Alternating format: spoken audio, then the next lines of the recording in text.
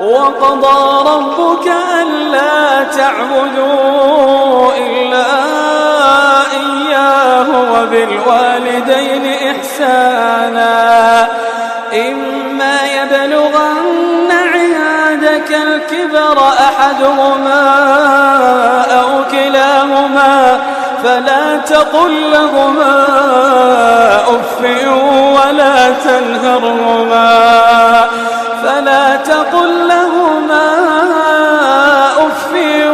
ولا تنهرهما وقل لهما قولا كريما.